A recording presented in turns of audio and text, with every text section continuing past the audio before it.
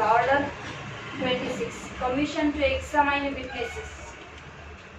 Commission to examine witnesses पहिलं सांगितलं की जसं तिथे दिलंय ना आपल्याला सेक्शन मध्ये तसं तिथे सांगितलं की कमिशन टू एक्झामाइन विटनेसेस. नंतर सायंटिफिक सायन्स साठी जर कमिशन पाहिजे असेल मिनिस्ट्रियल साठी तर पहिलं आहे कमिशन टू एक्झामाइन विटनेसेस. विटनेसेसला जर कमिशन तुम्हाला एक्झामिनेशन साठी पाठवायचं असेल एव्हिडन्स घेण्यासाठी पाठवायचं असेल तर काय प्रोसिजर आहे. Cases in which court may issue commission to examine witnesses. Any court may in any suit issue a commission for the examination on interrogatories or otherwise of any person resident within the local limits of its jurisdiction who is exempted under this code from attending the court or who is from sickness or infirmity unable to attend it. बघा इथे म्हटलंय कुठल्याही तुमच्या local jurisdiction मध्ये राहत असेल आणि examination करायचे इंटरोगेटरीजवर, ठीक आहे की नाही.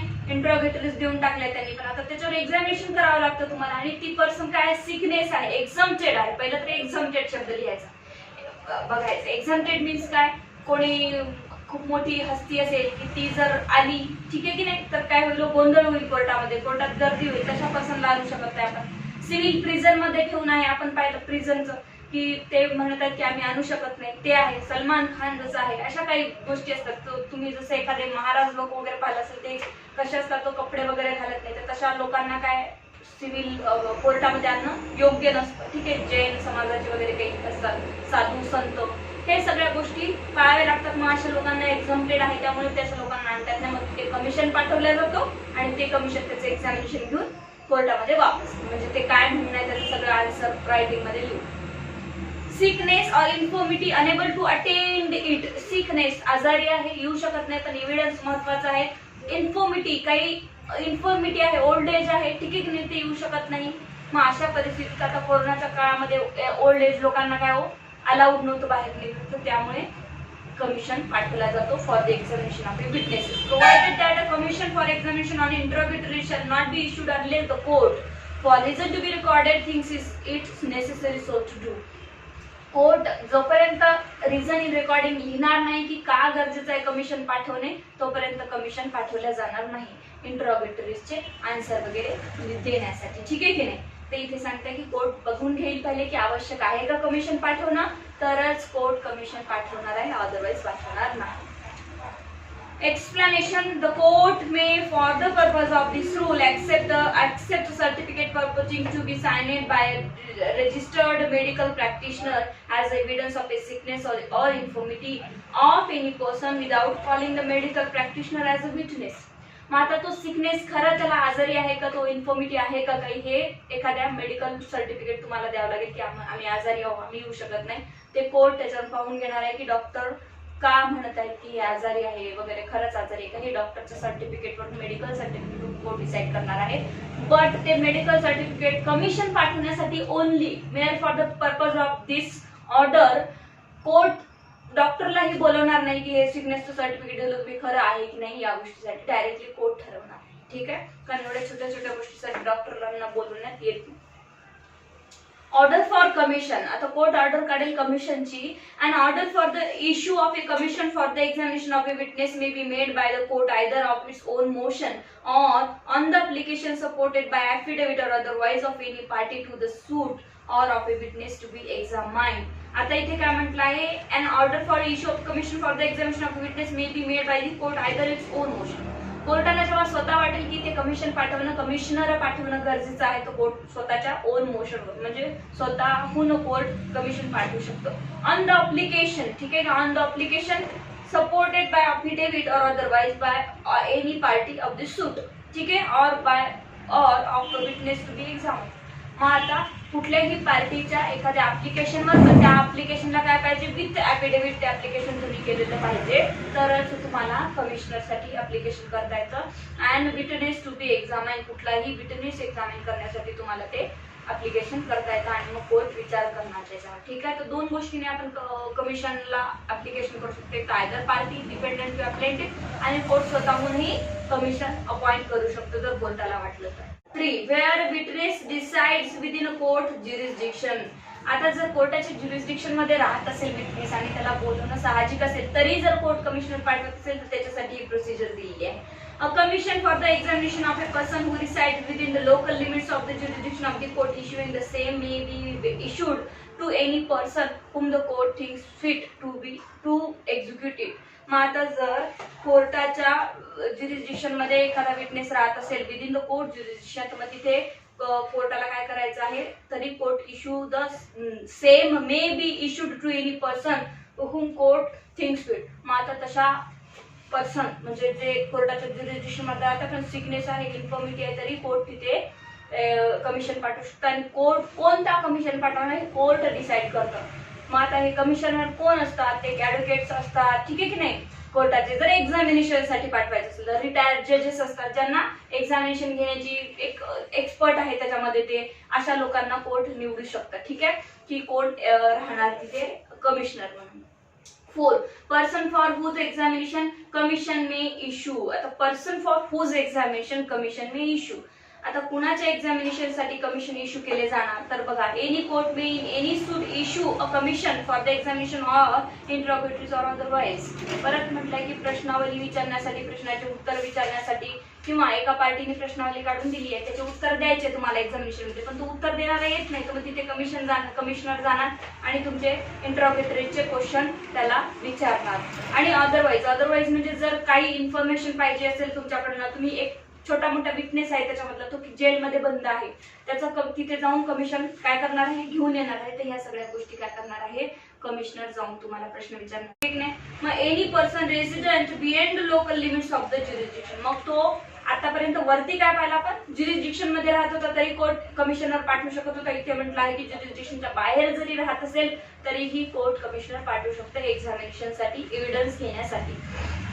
Any person who is about to leave such a limits before the date on which he is required to be examined in the court. आता बघा एनी पर्सन जरी तो ज्युरिस्डिक्शन मध्ये राहत आहे, पण जर कोर्टाला वाटलं की हा ज्या दिवशी एव्हिडन्सची डेट आहे त्या दिवशी तो पळून जाणार आहे किंवा ज्युरिस्डिक्शन सोडून जाणार आहे, अशा बाबतीतही आधीच कमिशनर पाठवून त्याचं एक्झामिनेशन केलं जाऊ शकतं. Any person in a service of the government who cannot, in the opinion of the court, attend without a detriment to the public service. मग इथे काय म्हटलं, एखादा जर पर्सन गव्हर्नमेंट सर्व्हिस मध्ये असेल आणि त्याचं येणं इथे आणि तो आल्यानंतर एक दिवसाची त्याच्या सर्व्हिसचा लॉस होऊ शकतो. जसं आर्मी मध्ये असेल तर आर्मी वरून बॉर्डर वरून बोलता येईल का तुम्हाला पर्सनला, नाही बोलता येणार. मग अशा बाबतीतही तिथे जाऊन कमिशनर पाठवून त्याचे एव्हिडन्स घेऊन येण्यात येऊ शकते. खूप मोठा कलेक्टर आहे, कमिशनर आहे, मग तो एक दिवस वाया घालेल का तुमच्या कोर्टाच्या तारखेसाठी येऊन बसणार नाही वगैरे वगैरे. तर तिथे असे कमिशनर जातात मोठ्या मोठ्या लोकांकडे, कारण त्यांचा एक दिवस गव्हर्नमेंट सर्व्हिसचा वाया जाऊ नये म्हणून. ठीक आहे. Provided that where under Rule 19 of Order 16, a person cannot be ordered to attend a court in a person or commissioner shall be issued for his examination of his evidence is considered necessary in the interest of justice. आता 16 मध्ये काय पाहिलं आपण, जे की civil prison मध्ये बंद आहे आणि येऊ शकत नाही, तर अशा पर्सन साठी सुद्धा काय करणार आहे, कमिशनर तुम्ही पाठवणार आहे. Provided further that a commission for examination of such a person on interrogatory shall not be issued unless the court, for a reason to be recorded, thinks it necessary so to do. जोपर्यंत कोर्टाला वाटणार नाही की examination साठी commissioner गरजेचा आहे, पाठवलं गेलंच पाहिजे, तोपर्यंत कोर्ट पाठवणार नाही. आणि जर पाठवायचं असेल नसेल तर काय करणार आहे, कोर्ट रिझन इन रायटिंग लिहून ठेवणार आहे. थिंग्स फिट, जसं कोर्टाला वाटेल तसं देईल.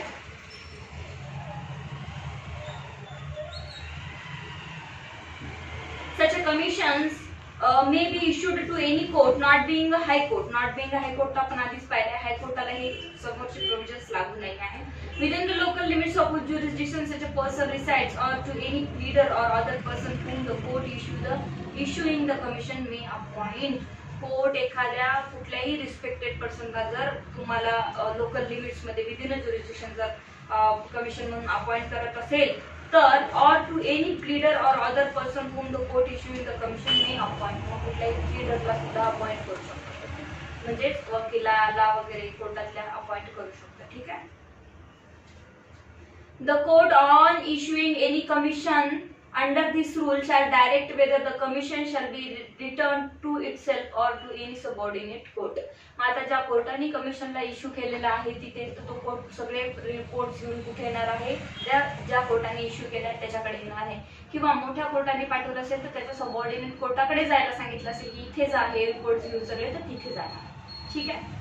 4A commission for examination of any person resident within the local limits of the jurisdiction of the court. याचं काही कामच नाही खरं तर, पण ते दिले माहिती नाही का.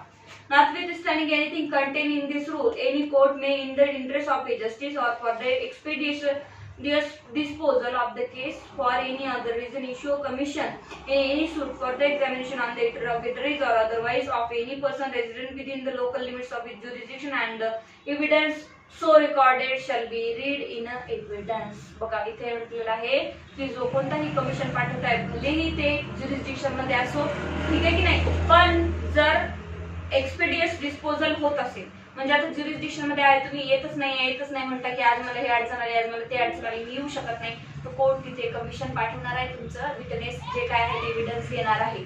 ठीक आहे की नाही, एव्हिडन्स घेणार आहे तुमचा आणि कोर्टात येणार आहे. कोर्ट म्हणते की त्याला एव्हिडन्स म्हणून वापरल्या जाईल, रीड इन एव्हिडन्स. ठीक आहे की नाही. मग तुम्ही जे काही बोलता कमिशनरकडे तर ते काय होणार आहे, एक एव्हिडन्स पुरावे म्हणून समजल्या जाणार आहे. 2009 मध्ये अमेंडमेंट करून टाकलाय. म्हणजे भरपूर वेळा असं होतं की गरज नसताना कमिशनर पाठवू नका, मग लोक काय करायचे की येत नाही उगीच काहीतरी अडथळे आणायचे, आज माझी ड्युटी आहे, मी ऑफिसर आहे, येऊ शकत नाही, अशा प्रकारचे तर डायरेक्ट हे कमिशन पाठवण्याची पॉवर कोर्टाला दिलेली आहे तिथे. 5. Commission or request to examine witness not within India. जर कोर्ट तुमचं नॉट विद इन इंडिया असेल किंवा तो जो पर्सन आहे नॉट आउट ऑफ इंडिया राहत असेल तर तेव्हा काय तुम्हाला रिक्वेस्ट लेटर पाठवायचं इथे. Request to examine witness not within India, जो की इंडियामध्ये राहत नाही आहे. ठीक आहे. Where any court to which application is made for issue of a commission for the examination of a person residing at any place not within India. जो person तुमच्या इंडियामध्ये राहत नाही आहे त्या, आता ते पर्सनचं कसं करायचं, is satisfied that the evidence of such a person is necessary, the court may issue such a commission or a letter of a request. मग आता तिथल्या कोर्टाला किंवा तिथल्या गव्हर्नमेंटला तुम्हाला एक लेटर पाठवावं लागेल की तिथे कमिशन इश्यू करा आणि त्या कमिशन इश्यू करून, ठीक आहे की नाही, आम्हाला रिपोर्ट्स द्या. ठीक आहे.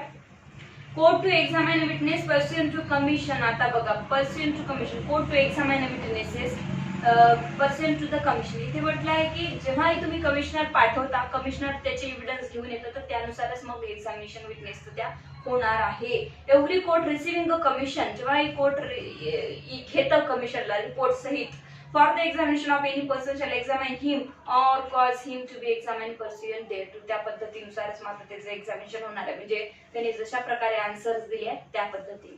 ठीक आहे. Return of a commission with deposition of witnesses. आता कमिशन रिटर्न कसं आहे ना, डिपोजिशन घेऊन येणार आहे. डिपोजिशन म्हणजे काय, तुम्ही शपथेवर काय काय बोललात कमिशनर समोर, तर कमिशनर काय करणार, ते सगळं रेकॉर्ड घेणार आणि कोर्टात येणार. डिपोजिशन मीन्स जे काही आपण शपथेवर बोलतो ते, मी जसं सांगितलं तुम्हाला शपथपत्र धारकाला काय म्हणतात, डिपोनंट. ठीक आहे. Commission has been duly executed. कमिशननी कमिशनरचं काम पूर्ण केलेलं आहे. ठीक आहे. एक्झिक्युशन म्हणजे काय, कार्यवाही पूर्ण झालेली आहे त्याची. It shall be return together with the evidence taken under it. जे काही एव्हिडन्स घेऊन आलेला आहे to the court from which it was issued, ज्या कोर्टाने पाठवलंय त्या कोर्टाकडे आले. Unless the order for issuing the commission has otherwise directed, in which case the commission shall be returned in term of such order, and the commission and the return thereto and the evidence taken under it shall subject to the provision of rule 8 from a part of the record of the suit. इथे काय म्हटलं आहे की जो कुठलाही court commission जिथे issue करताय, ज्याचे एक्झामिनेशन घ्यायसाठी त्याचे एक्झामिनेशन घेऊन पूर्ण प्रोसेस कंप्लीट घेऊन कमिशन कुठे आलाय, कोर्टाकडे आलाय, तर त्याप्रमाणे त्याचा आता कोर्ट काय करणार आहे, with the term and condition त्याचं सगळं ते ऍक्सेप्ट करणार आहे. 8 मध्ये काय ते नंतर पाहूया. पण इथे म्हटलंय की अनलेस म्हटलंय, जसं कोर्टाने डायरेक्ट केलं ना त्याच पद्धतीने त्यांनी घेऊन यायचं आहे. जर कोर्टाचे रूल्स कमिशननी मानले नाही तर काय करू शकतो कमिशन, कोर्ट त्याला अदर काही डायरेक्शन देऊ शकतो. ते समोर आहे तर पाहूया काय कळलं हे. 8 मध्ये rule 8 when depositions may be read in evidence. आता परत म्हणताय की जे आता हे डिपोजिशन घेऊन आलं ना 7 मध्ये, त्याला एव्हिडन्स मानण्यात येणार आहे. Evidence taken under commission shall not B read as evidence in the suit. Evidence taken under a commission shall not B read as evidence in अ सूट. पहिला तर जनरल म्हणतो की एव्हिडन्स नाही राहणार ते without the consent of the parties against home the same is offer. आता हे लक्षात घ्या, एखादा पर्सन आहे ठीक आहे की नाही, त्याने सांगितलं होतं ऍप्लिकेशन दिलं आहे, कोणी हो प्लेंटिफने ऍप्लिकेशन दिलं, हे लक्षात घ्या, मग परत कन्फ्युज होतं तुम्हाला घरी गेला. प्लेंटिफने ऍप्लिकेशन केलं होतं कोर्टाला की कमिशनर अपॉइंट करा, करू शकतो प्लेंटिफ, आपण पाहिलंय. माझा कमिशनर अपॉइंट केला, नंतर कमिशनरनी सगळे एव्हिडन्स घेऊन आला. कुठे एव्हिडन्स घेऊन आला? कोर्टासमोर. तर कोर्ट म्हणत आहे याचे एव्हिडन्स तोपर्यंत ऍक्सेप्ट करून घेण्यात येणार नाही जोपर्यंत या प्लेंटिफची कन्सेंट येणार नाही त्याच्यावर की जे काहीही कमिशनरनी एव्हिडन्स आणलेले आहे ते बरोबर आहे. त्याच्यामध्ये काहीही कमिशनरनी स्वतःच्या मनाने इररिलेव्हंट क्वेश्चन टाकलेले नाही आहे किंवा माझ्या विरोधात बोलल्या गेलेले नाही किंवा कुठलीही पार्टी सिव्हिल मध्ये मी माझी जर केस असेल, मला माझ्या फेवर मध्ये प्रूव्ह करायची असेल, मी माझे जर विटनेस घेऊन जात असेल ऑफकोर्स मी माझ्या फेवर मधलेच घेऊन जाणार. कळलं का?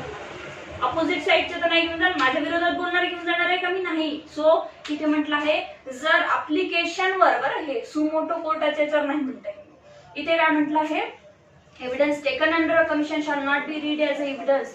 एव्हिडन्स म्हणून वापरला जाणार नाही कुठपर्यंत? Without the consent of the party against home the same is offered. जोपर्यंत तुम्ही याची परमिशन घेतली नाही, कन्सेंट घेतली नाही, ज्या पार्टीने कमिशनरला अपॉइंट केलं होतं, बिकॉज तो कमिशनचा खर्च पण करतोय पार्टी, ठीक आहे की नाही, त्यामुळे सो त्याच्या फेवर मध्येच नसेल किंवा इररिलेव्हंट क्वेश्चन काहीतरी टाकून आणले आणि मग त्याच्या अगेन्स्ट जर प्रोसिजर गेली तर याचा काय फायदा? ऍप्लिकेशन देऊन आणि कमिशनर अपॉइंट करतो. सो जोपर्यंत ती पार्टी कन्सिडर नाही ऑफर्ड, ज्यांनी ऑफर्ड केलं होतं कमिशनरला, ती पार्टी.